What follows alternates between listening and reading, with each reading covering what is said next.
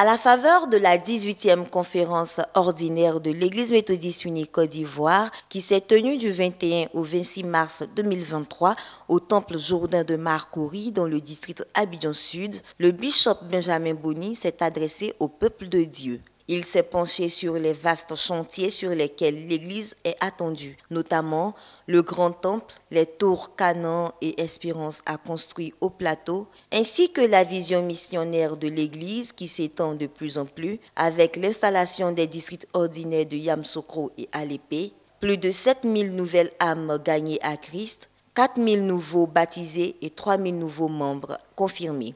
Ces projets concernent également l'insertion socio-professionnelle de la jeunesse méthodiste. Beaucoup de nos jeunes qui ont terminé leurs études ont du mal à trouver un emploi et à se prendre en charge. C'est un problème auquel nous devons nous attaquer en tant qu'Église. Ce plan de formation sera conçu avec une structure de centralisation et d'accompagnement. Nous allons mettre en place une agence pour accompagner nos jeunes et les aider à trouver du travail.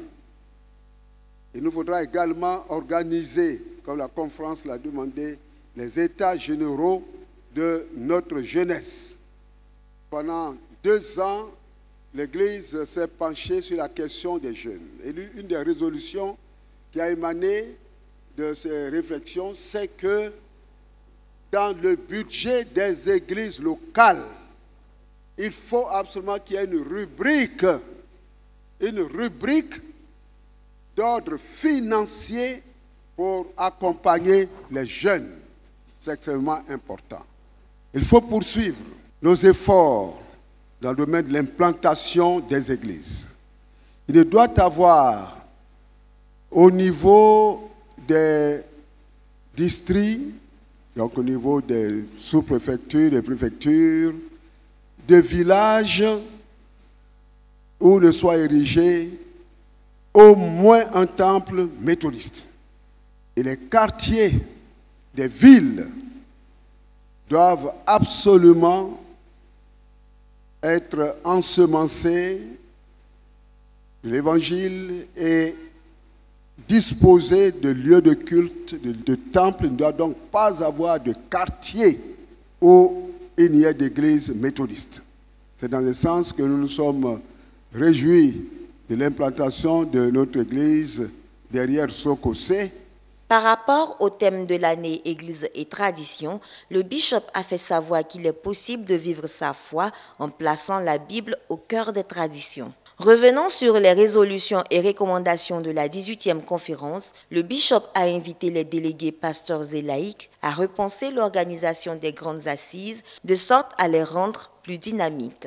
Repenser l'organisation de nos assises annuelles, c'est-à-dire les synodes et les conférences. Il faut réaliser nos projets majeurs, les grands temples et les immeubles Espérance et Canaan. Par la grâce de Dieu, très bientôt, nous aurons des nouvelles dans ce sens. Il faut continuer de prier. Il faut absolument que tous nos champs de mission soient dotés de ces structures. Avec les structures de l'Église, il faut renforcer l'encadrement de nos champs de mission à l'extérieur, districts et champs de mission. Je veux nous encourager tous dans nos efforts de doter l'Église de moyens financiers qui lui permettent de répondre aux besoins de l'Église tant en Côte d'Ivoire qu'à l'extérieur. En rapport avec la prochaine conférence générale des Églises méthodistes unies du monde qui se tiendra en 2024, le bishop a donné la position de l'Église sur l'homosexualité. L'an 2024 qui vient est une année particulièrement délicate pour notre conférence annuelle. En raison d'une part de la tenue de la conférence générale qui va prendre une option historique par rapport au problème de la sexualité humaine, et notre position elle est claire. L'Église de Côte d'Ivoire dit non à l'homosexualité.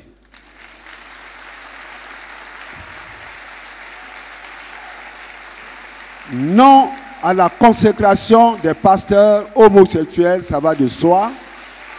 Et tout ce qui concerne le changement de sexe, etc., qui vient dire à Dieu, Seigneur, tu as mal fait de me faire homme ou de me faire femme.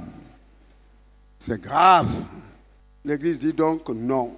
Et notre position est connue, n'est-ce pas, au niveau de toute l'Église méthodiste unie du monde.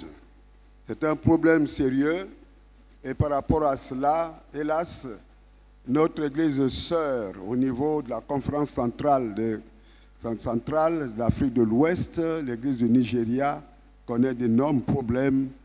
Et je vous prie de la porter instamment et constamment en prière. Il faut donc prier. Il y aura des élections pour le nouveau bishop, président de notre Église, ainsi que pour le renouvellement des structures de la conférence. Il faut donc porter ces deux sujets en prière. Un message fort encourageant, applaudi par toute l'assistance et qui permet aux fidèles de poursuivre les efforts pour mieux vivre la foi chrétienne dans l'espérance du prochain retour de Christ, la lumière du monde. Adieu, sois la gloire pour son temps.